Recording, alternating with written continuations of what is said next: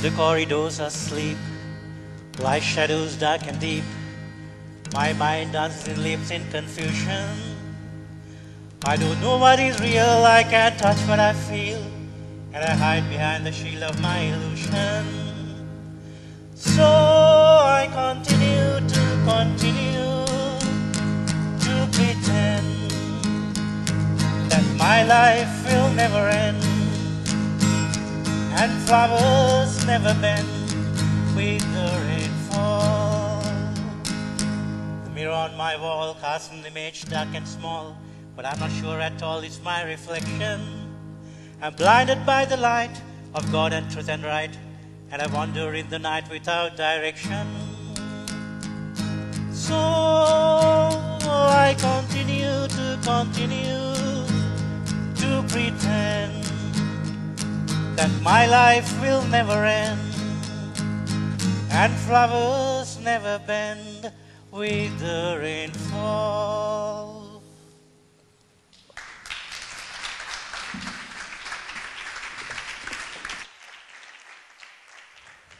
Thank you. And a very peculiar topic. And a man who's supposed to get on platform and speak picks up a guitar and begins to sing. I wonder what is going on in your mind at this moment, especially at this time of the day. Well, I did it very much deliberately, thinking that this finds an apt entry into the heart of the topic, which I intend shedding light tonight. 50 years ago, there was a medical opinion that if a man ran a mile under 4 minutes, he wouldn't be in the land of living.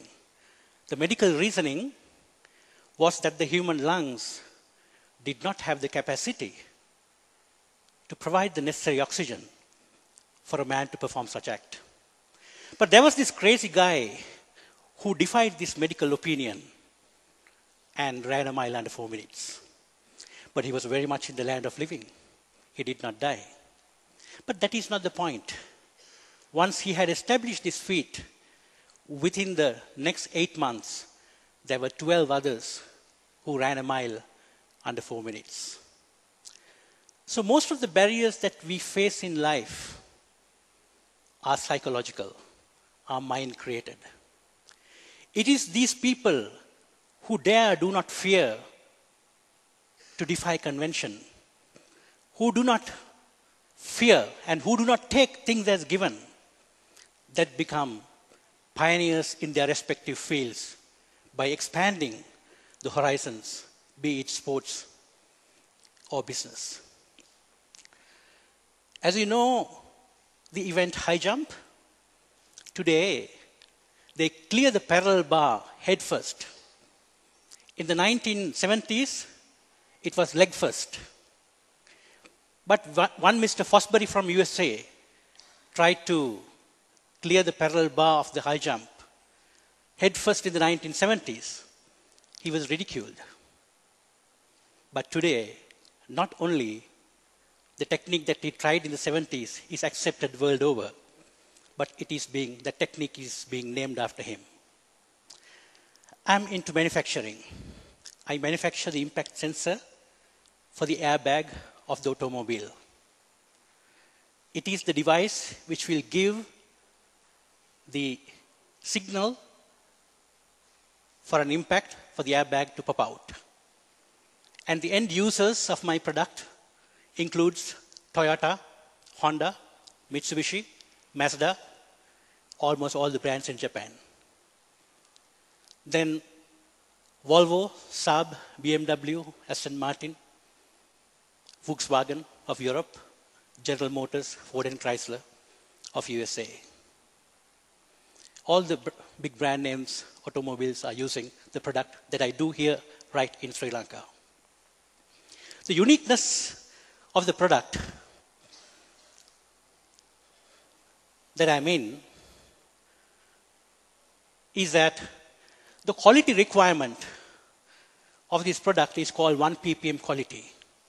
That means only a single defect would be tolerated for 1 million produced. Understandably, for the impact, the airbag must come out. It cannot fail. So when I embarked on this, I was told it will not be possible to achieve this kind of quality, this high level of quality, with the existing work ethic of this country.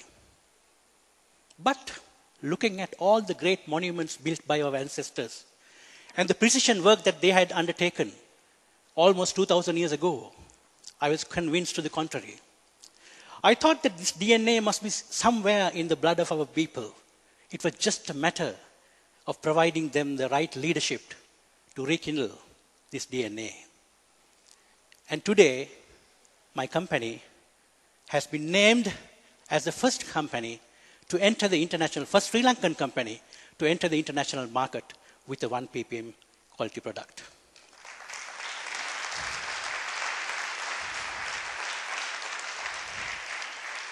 Thank you.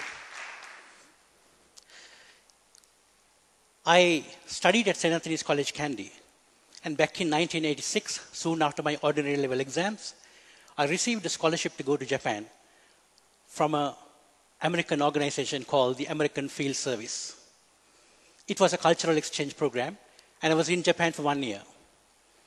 It is during that time, it was part of the scholarship that I visit all the big conglomerates in Japan, Toyota, Honda, Mitsubishi, Canon Corporation, Matsushita Denki, which is known as Panasonic in this part of the world.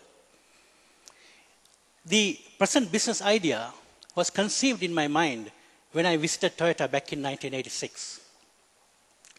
But it was not until a long wait of 15 years that I started the present business that I'm in. Understandably, it is very difficult to penetrate these big conglomerates. These big conglomerates will never take an individual like me from a tiny island so seriously. Because the turnover of Toyota, for example, is equal to the GDP of about 60 countries put together. So why would they talk to a virtual non-entity like me for business? But after 15 years of knocking, I have been successful, and right now, even Toyota, and as I mentioned, all the big names are purchasing my product. I will not come out with the comprehensive business success story of mine tonight. It is not the time of the day to come out with it. But I will rather focus just on one incident that happened during one of my visits to Japan. As you know, when you do business with the Japanese, it is very vital. Your physical presence in their country is very vital. All these emails and faxes are not going to compensate or replace your physical presence. And I became such a frequent visitor, I purchased a house in Nagoya. And a 15-minute walk in the morning from my home in Nagoya all takes me to my office in Nagoya. And I really enjoyed this walk because I had to pass some rice fields and I had to cross a bridge and there was a very tranquil stream flowing underneath. I enjoyed this environment.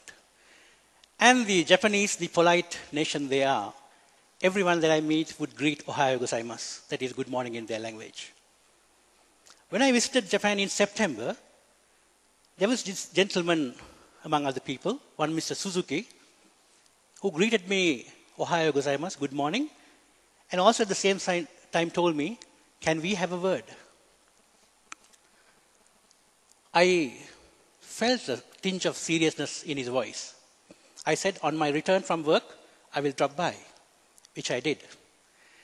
He ushered me to his house. We sat on the floor, a tatami floor, and he told his wife, bring that.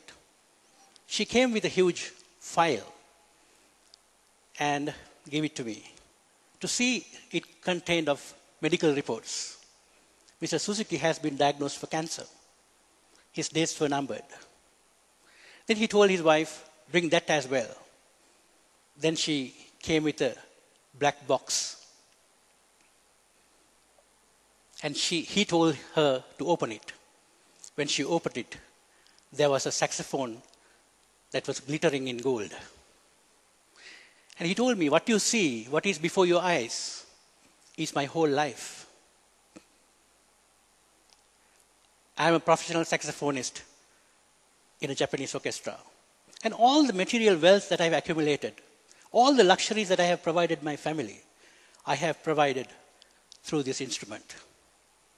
So I told my wife, let this also go with my last journey. But when I saw you this morning, I changed my mind.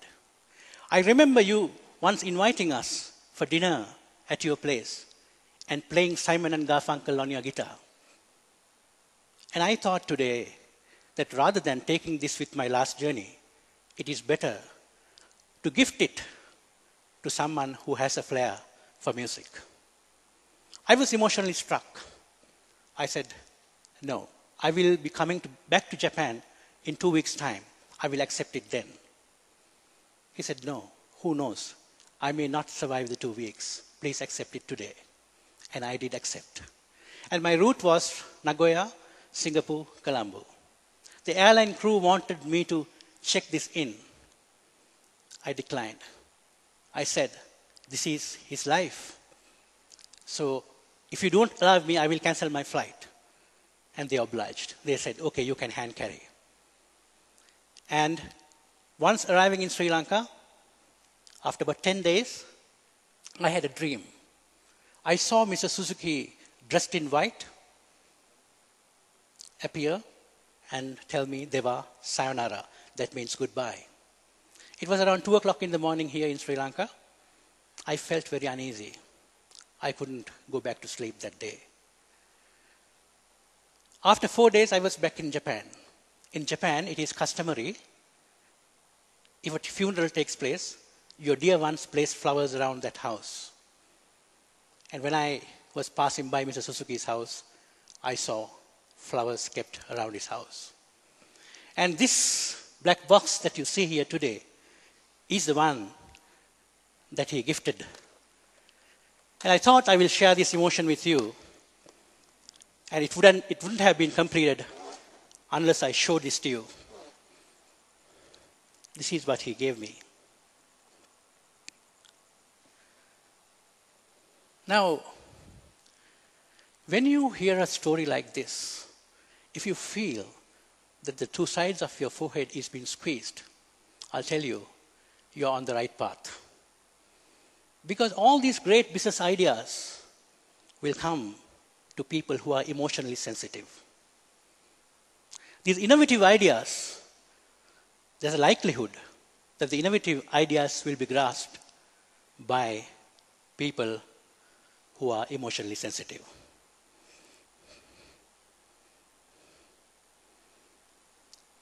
The last year, the turnover of my company was 38 million US dollars.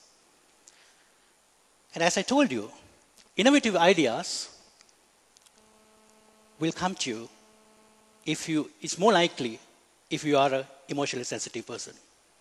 Innovative ideas are like frog's eggs. Here comes my topic.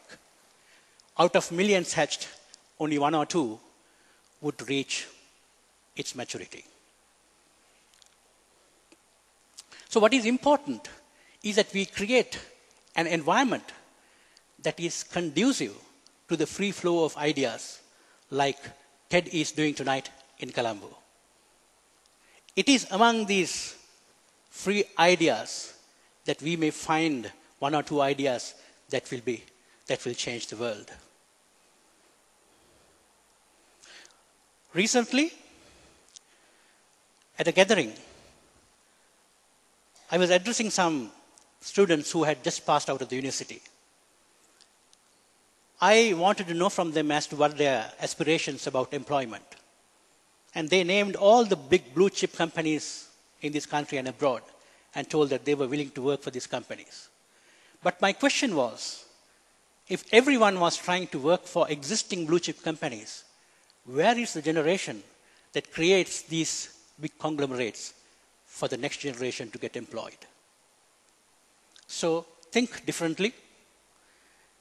And when you try to do something different, people will disagree with you. They will laugh at you. Then they will ridicule you. Then if possible, they will try to fight with you. But then you win. That is the path. Think about it, and thank you.